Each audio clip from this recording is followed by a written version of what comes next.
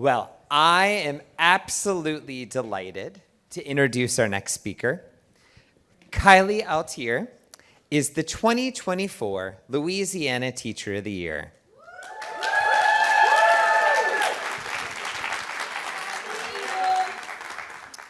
Kylie is a longtime first grade teacher in Baton Rouge, but is now a third grade teacher in Florida. I know, plot twist. Plot twist. She is a fierce advocate of early literacy, ensuring that all kids feel seen and loved in the classroom. Now, Bo McCaslin, the 2024 Arkansas Teacher of the Year, said, "It would be an insult to Kylie to use AI to write a message about her, because there's nothing artificial about her. Kylie's innocent charm is her superpower. But don't let that fool you, because her toughness has helped make her one of the nation's leaders in early literacy education. Any adult who is lucky enough to meet Kylie will walk away with joy in their heart. I can't begin to imagine the impact she has on her students." Everybody, welcome Kylie, that joy, to the stage. Probably should have given me the heads up you were gonna do that, but all right.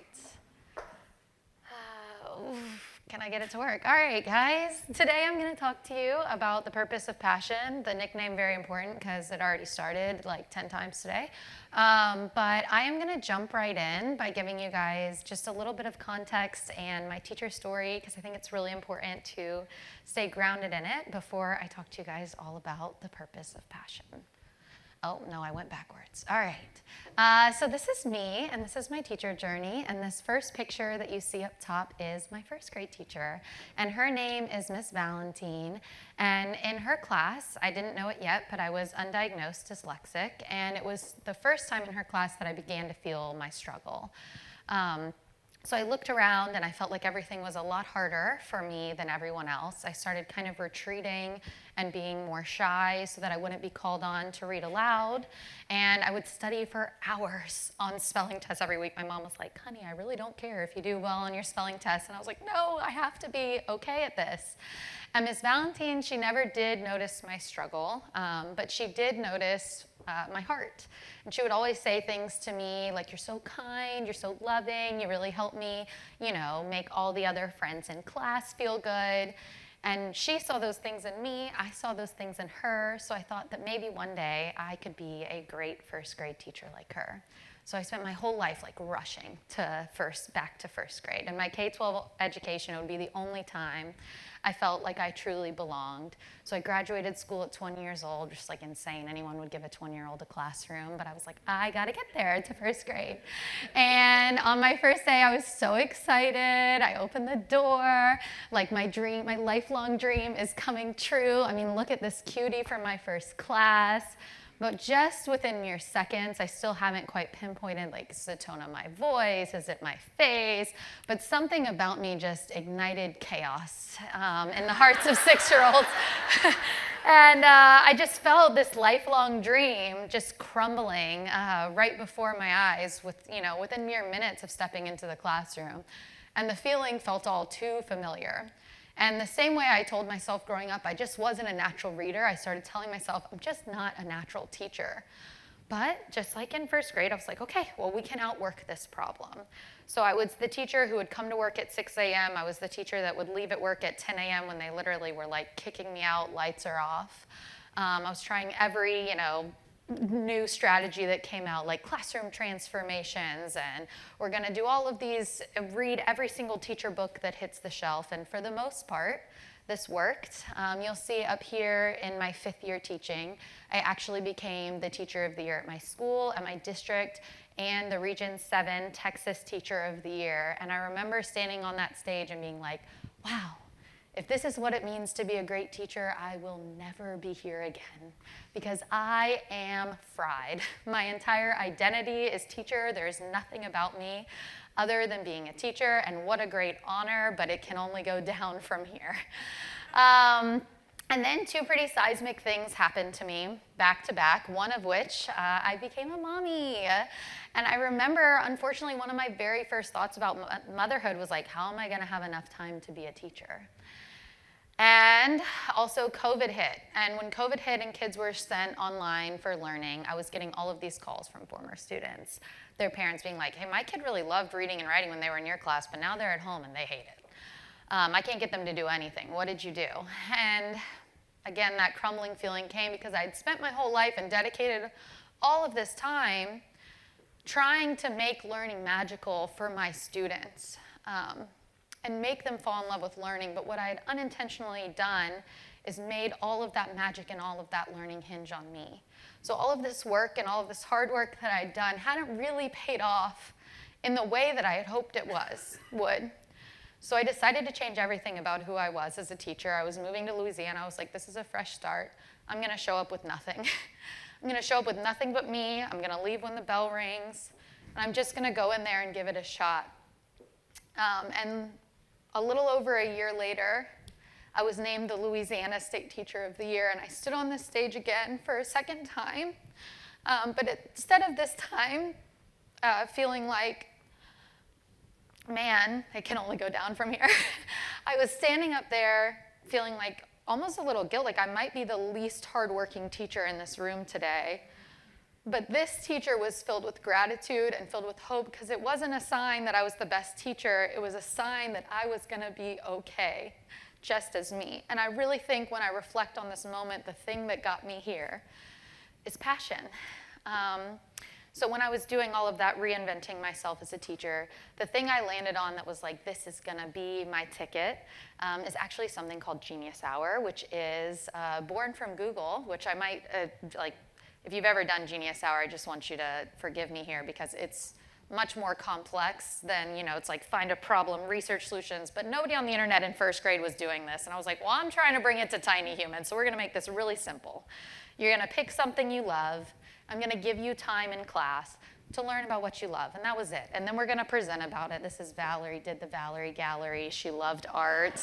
It's very simple. I gave her time to do art in class, okay? But starting this passion project with my students, I set off on the mission with two goals. I wanted to take the learning, decenter it from me, make them love learning, and also give myself more time so that I could be a great mother. And when I started doing this, it changed everything. And the story I really want to tell about this is my little girl, my comic queen, and I will think about her forever when I talk Genius Hour. And she was a little one whose journey in my classroom started before the school year started. People were banging on my door, Miss Altier, you're getting a student this year. She didn't speak at all in kindergarten. We're going to need you to get the ball running. Maybe it's an ESL issue. Maybe we need psych evals. You're going to need to fill out all this paperwork and make sure she's okay. And I was like, okay, I appreciate the concern, but I'm going to take some time to get to know this baby on my own and, have a clean slate about it. And she came in my class, and just like they said, she was very quiet, but what I did notice is in the corner of her paper, she would start doodling. And so I would kind of every time I graded a paper, I'd just doodle back to her, and we started kind of talking to each other through these doodles. And when I asked her, hey, what do you want your Genius Hour topic to be? She didn't come talk to me, but she brought me this book. She brought me Narwhal and Jelly, which is this really adorable graphic novel. And I was like, okay, we want to do graphic novels. And this little girl who spoke not a word did this project and ended up writing not one, not two, but oh gosh, what did I do? But whoa, I'm going the wrong way back. What am I doing? I'm sorry, guys. Okay, but 3 full-length graphic novels. These are 16 pages. They star my late class guinea pig, Marshy, as a superhero, which was the cutest thing ever. And she not only wrote them, but she stood in front of the class and she read them. And all along, it was that confidence piece and finding something that she felt was worth talking about. But I think what's so magical about her is not the work she did in my class. It was 2 years later, she came up to me on the playground with this journal. Let's see if I can. Yes, okay. This journal that I had given as an end-of-the-year gift. And this journal is about 150 pages long, and it was filled cover to cover with her continuation of the series. So it's here that I realized that my purpose of passion had come true, right? The learning didn't hinge on me anymore. She took it and she ran with it. And so I knew I was doing something great for the kids, but I didn't realize it was just the start of my journey, because next I learned about the purpose of finding that passion in your community. So my students, again, I let them pick any topic. And then they kind of started picking things that were like a little over my head, and it kind of became difficult to even facilitate this research. Like, one little girl was like, I'm learning about lizards, and this is me. Who knows a lot about lizards? It's a herpetologist. Fun fact, I learned a lot on my own also. So I thought, wouldn't it be great to just get someone to come in here and just talk to them one-on-one and have a conversation and kind of be able to explain it, answer some questions they're having that I, quite frankly, wasn't qualified to answer. So I started sending like late night emails, desperate Instagram DMs. I was like, up with small children in the middle of the night, like, oh, is it appropriate to send a message at 1 a.m? We're gonna go for it. To anyone I could find with matching passions with my students. And I didn't know it at the time, but what would happen is that all of these people would show up tenfold for my babies, and all I asked for was that 10 minutes, but they would come in and they would build a village around me. They would come in and ask, like, hey, can I bring my pet tortoise with me? They would come in and they would ask, could I bring some hissing cockroaches if we're talking about bugs? And I was like, yeah, come on now, bring the hissing cockroaches. And the actual author of Narwhal and Jelly would respond to my Instagram DM and say, yeah, I'm going to zoom in with your comic queen, and I'm going to show her the pages of my sketchbooks of books that have yet to be published. And I think what's so just amazing here is I used to think that if I wanted to make learning magical, that I had to do that. But what I learned is that I am not alone, and there are so many people that care and that want to make that learning magical for my students. And one of those is this architecture professor you see here. And again, all I asked for is like, hey, could you answer a couple questions? But she responded, could I bring some swag? Could I bring a whole presentation? Can I bring a read aloud? Can I bring an activity? And you'll see here, my students are doing an engineering activity, like so blown away that this little piece of paper could be turned into a truss bridge and hold an entire marble. It's like the most revolutionary thing that's ever happened. So it was this magical lesson, but I think what was even more magical is I could feel the fire in this professor. And she asked something that so many people that I've invited in have asked, can I come back? And now, year after year, she comes with her own students, and they teach the whole school, the bigger kids, how to do architecture. And now it's beyond my classroom. It's kids all across my school that get to see it. And she is not the only one. I'm going to give one more example. And this one, my little girl asked to learn about birds, which, fun fact, ornithologist, also a new fact for me. And so I reached out to the curator of birds at the Museum of Natural Science, an ornithologist, and he responded like, oh, yeah, sure, I'll give you 10 minutes. And he was local. He just hopped on a Zoom. I was like, great. That was what I asked for, and that was fine. And the interview was she asked her questions, she answered it. And then she did this project. It was beautiful. She wrote a little book. There was one sentence on each page. It was like a very first grade appropriate project. And I remember thinking it was like pretty, plain, straightforward. And I sent it to our ornithologist as a thank you, and he was blown away. And it was such a good reminder that like our kids are doing things every day that sometimes we just see as ordinary, but it's so magical what we get these kids to create. And so he sent a message back and said, hey, would you mind if I invited her family on a private tour of the museum? And I was like, okay. That's why I sent her parents a message. And then the next thing you know, I'm getting pictures like this, beep, of my student. She's holding a dead owl. And I get a text, I'm like, oh God, like I'm gonna lose my job over this. But no, they were really excited. She loved it, shocking to me, because I would have been crying in this picture. But more than anything, what was so beautiful is she came to school the next day and she said, I want to be a curator when I grow up, which like, what 6-year-old says that? And he made that possible. And now every year he'll send me an email like, hey, do you have any budding ornithologists in your class? Like, there's some community events I think that they would like. And what I felt with him is passion taking a new purpose. Because here I was thinking I was asking something of the community, but what I didn't realize is I was building this symbiotic relationship where I was actually giving to the community because they were getting a chance to share their passion with the next generation, and it lit them on fire. And so it became this thing where I realized that allowing people to share their passions with our students is a gift for them too. And being surrounded by all of this passion, it spread a little bit to me.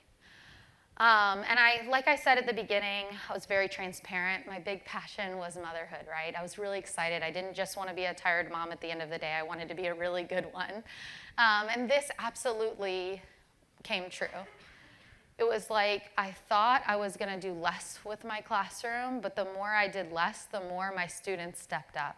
From things like decorating my classroom like it used to be perfectly laminated, now they design every single thing that's on my walls, which I'm happy to say I've been lamination free since 2021. Big win for me. And, you know, they drive the lessons. It's really their ideas more than my own. But it also led me to a bunch of passions that I never really thought would be possible for myself. So one of those is like writing. I'm dyslexic. Like, I don't really think I'm horrible at spelling. I spent my whole life thinking I was a bad writer. But being around them and feeling all this energy, I was like, well, we're going to start telling these stories. So I started writing grants, doing the Teacher of the Year application. It was incredibly healing for me and something that, you know, I never thought was possible for myself. So in teaching writing, like having them write books like Squeakerella, it's so cute, but also becoming a writer in my own time has really like shown me that I am capable. Another one of those is the outdoors. Like, I just really loved the vitamin D. So in the mornings before school, in the afternoons, but also during school, I get them outside as much as they can. And I built this outdoor classroom at my school. And then finally, it's teaching kids how to read. So I love doing this in my classroom, but again, with the courage and being inspired by them, I ended up doing the Louisiana Public Interest Fellowship and teaching over 1,000 families across Louisiana how to teach their children how to read, and built a framework for now anybody can go and just do it. And you might look at this and be like, okay, well, that sounds like a lot of work, but this was different work. This is work that healed me. This is work that set my heart on fire, and this was finding passions that made me not just a better teacher, but a better mother and a better human being. And so I felt all this passion, and I'm here. So, like, how do I know it works, right? Because if I'm going to share it with you, I want to make sure this is something I think can happen. And I could talk about the data, right? I could talk about my test scores skyrocketing, which they absolutely have. But I think for me, the proof isn't in the numbers. The proof is in chickens. And I know that's like kind of a weird one, but I have always wanted chickens. Like, you see like the teachers on the internet, like with this incubator, but I've never had the resources, the knowledge, the time to figure out how I was gonna make this happen. But just in kind of that open door, I volunteered my classroom to be used for an after school program that nobody else wanted their classroom to be used for because they like totally wreck it and you come in the morning with like papers flying everywhere. I was like, yeah, whatever, it's not my classroom, it's ours. So a person came and guest taught in that after school program, and I don't know if maybe he saw my guinea pig or all the kids' work on the wall and was like, this teacher seems a little wacky, and he leaves a note on my desk that says, would you like chickens? And I get the note in the morning, I'm like freaking out, like what? Like, is my mind read? Like, how is this dream coming true? And now I have someone here to walk me through it every step of the way.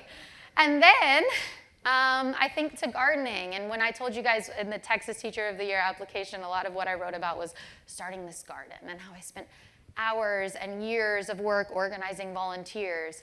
And then when I moved, I was like, all right, that's going to be one of the things I take off my plate. Like, I loved gardening. It was such a great, magical time in my life, but I don't have time for that anymore.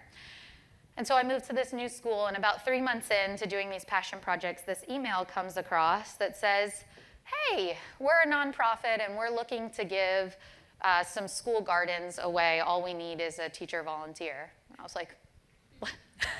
like, I'll volunteer. And I blinked, and then I had a garden. And then I got news my school was going to shut down, and they were tearing down the whole thing. We were merging with another school, and I was like, well, that can't happen to me again. But the school we were merging with actually had a master gardener who had been working with that school for 40 years. And I went up to her, and I was like, can I garden with you? And she was like, yeah, we would love for you to garden with me. And so now I have this beautiful community garden that's built by this organization, Kids Hope, and it's so much more impactful than the garden I spent endless hours building on my own, because now it's not mine, it's ours. And I get to show up and show kids the power of what they can do with their own hands, seemingly by a gift. And I think the story that really hit this home for me is my baby Bison. And Bison is one of those in my very first class. Chaos was everywhere, and then there's Bison, kind of calm, talking about science in the corner. And I was like, man, you really like this. So I used to go to garage sales and buy him like physics textbooks, and he'd just be in the corner of my class, like first grader staring at these physics textbooks. Like, this is so cool. So I wrote my very first Donors Choose project, and I raised money to send Bison to space camp. Because at the time, I lived in Huntsville, Alabama. And Bison is one of those little ones that I just lost touch with. I couldn't connect with his parents. But when I became State Teacher of the Year, the very first thing I saw in the email as I went through it was that I was going to go to space camp. The very same space camp that I'd sent Bison to all of those years ago. And even more than the amazing experience that is space camp, I would get to see Bison.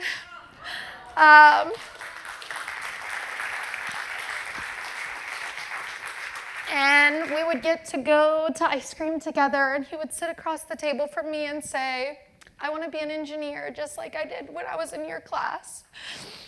And I think for me in this moment, it was just such a clear reminder that there is so much good in the world.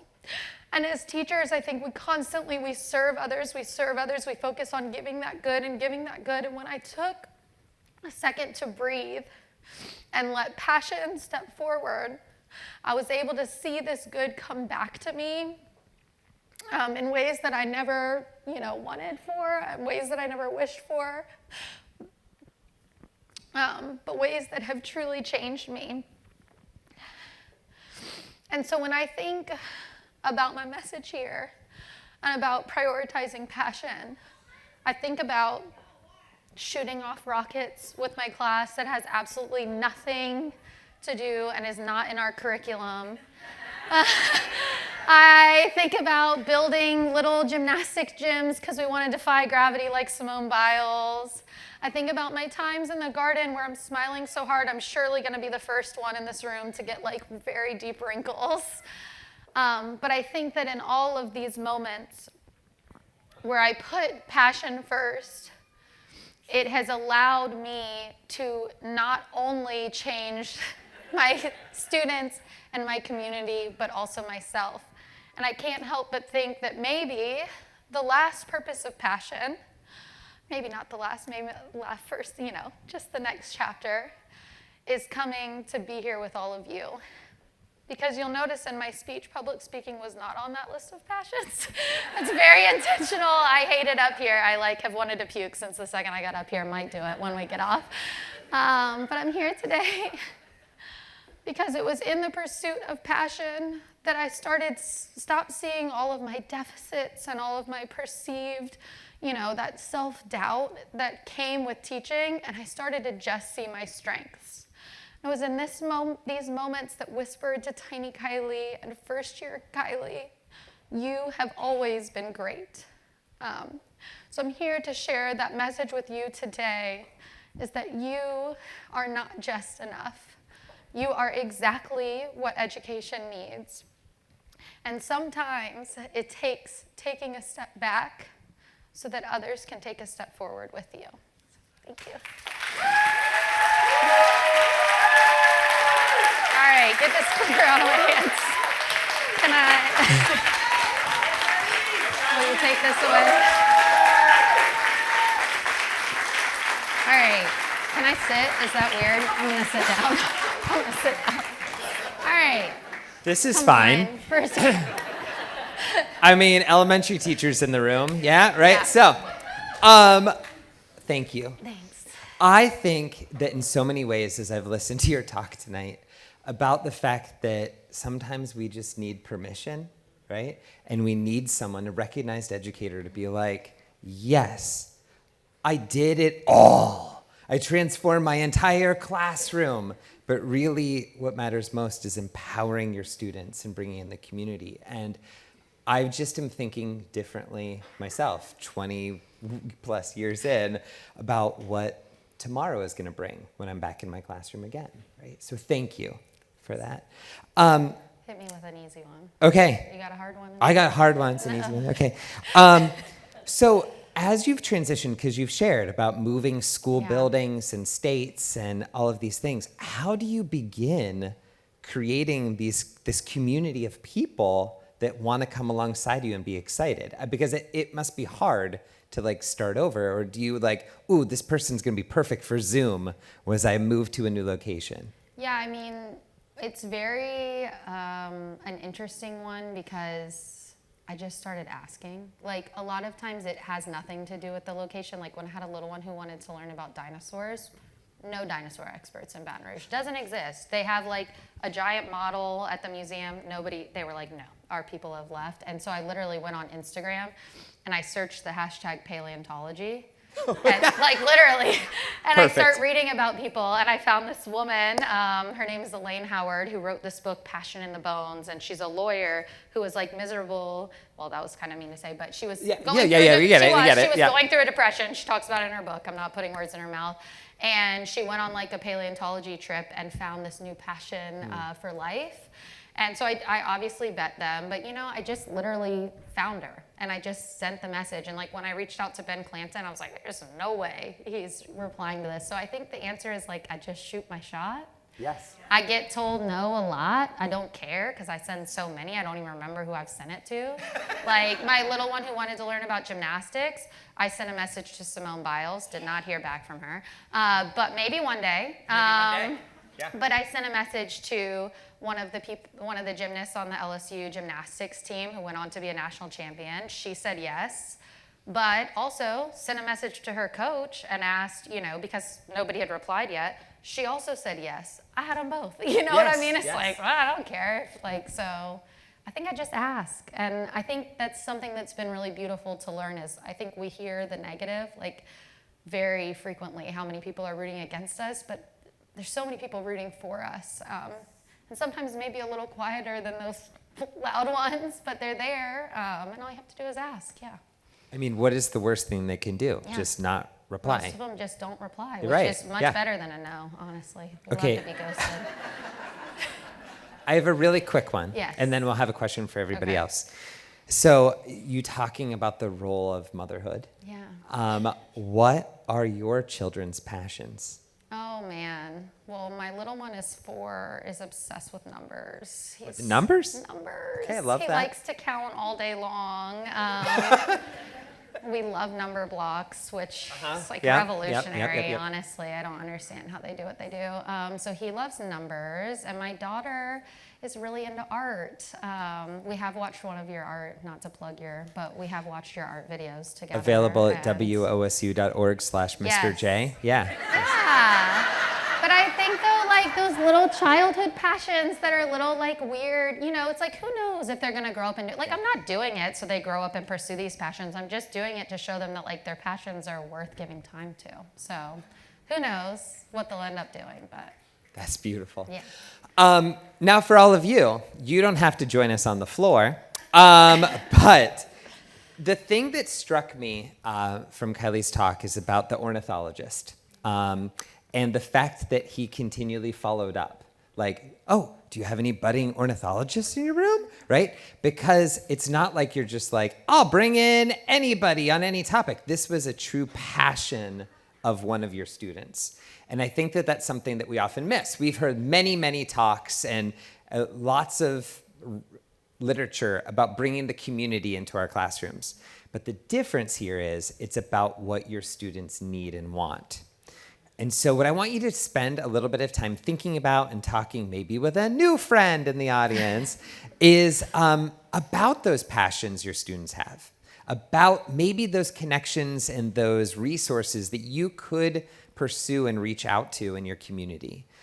Because that has changed the way I think about it. I brought an ornithologist into my classroom actually once, but it was all about, but it was about a plan that I had, right? Which was great. It was great for them. They loved learning about it, but reframing that is totally different. So thinking about your students' passions and who are those community resources that you can reach out to. Okay, discuss amongst yourselves. All right, I can get off the stage now? Oh, yeah. All right, let's go.